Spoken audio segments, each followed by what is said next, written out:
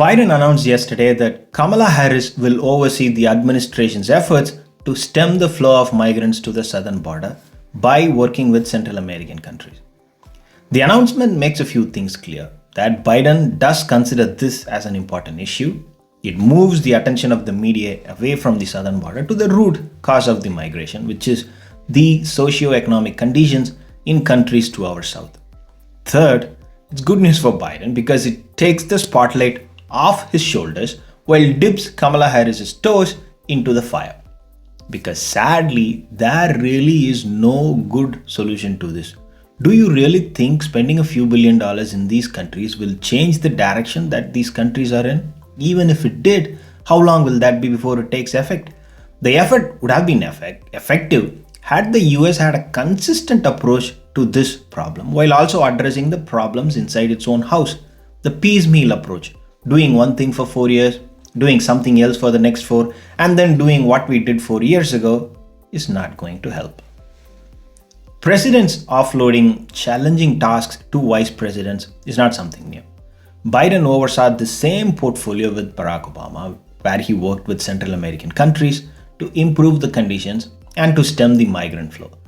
Trump offloaded the COVID-19 response to Vice President Mike Pence, and we all know how effective that went. So it's not a new phenomenon, and presidents do tap into vice presidents when there are contentious issues that they want to offload. It's both a problem as well as an opportunity for the vice president. Imagine if Vice President Mike Pence took full control of the pandemic and pushed the United States from number 1 in COVID to number 10.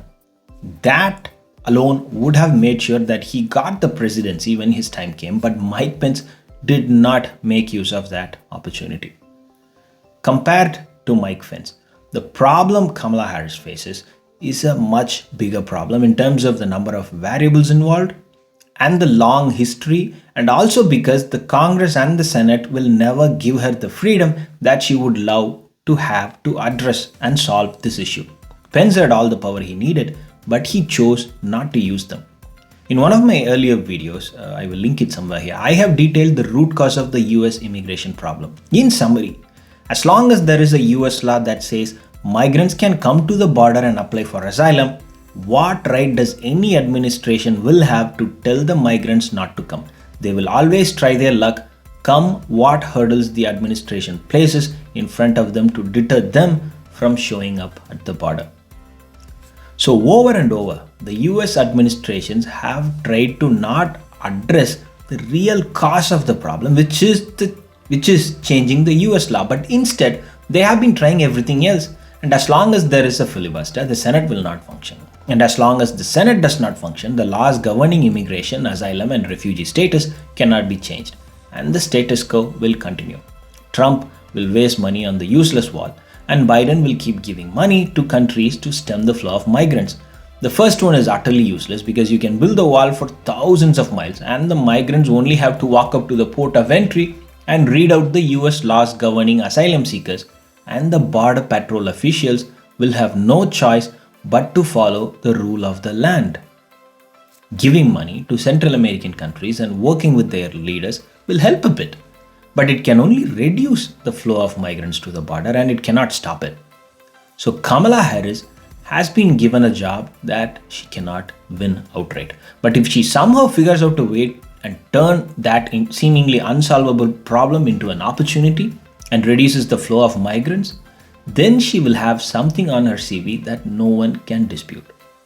All she has to do is to get the Central American countries to stem the flow, to reduce the flow, and make sure that the number of migrants apprehended at the southern border is 1% less than how many were apprehended under Trump. If she can break this down into smaller issues and have a specific target and figure out what she can do within the set of limitations, then she can come out without losing her ground. She must know that she cannot win this challenge fair and square, but she must make sure that she does not lose it. Her target must be very simple: lower immigration numbers than Donald Trump. And once that is done, she can take a sledgehammer to the wall. Thanks for watching. If you like it, please do subscribe.